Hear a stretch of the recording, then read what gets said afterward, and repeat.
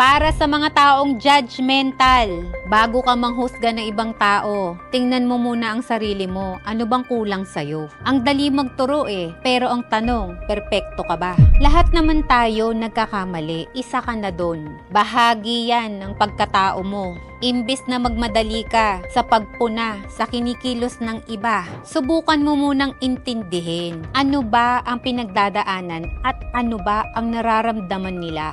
Itrato mo ang ibang tao ng kung ano ang gusto nilang itrato rin sa'yo. Lahat ng bibitawan mong salita laban sa ibang tao ay doble ng balik sa pagkatao mo. Tandaan mo, ang panghuhusga ay madalas na nagsasabi ng higit pa tungkol sa taong nanghuhusga kaysa sa taong hinuhusgahan niya. Kaya bago ka pumuna, manalamin ka muna at tanungin mo ang sarili mo. Perpekto ka ba talaga? Bago mo husgahan ng isang tao, mag-isip-isip ka muna.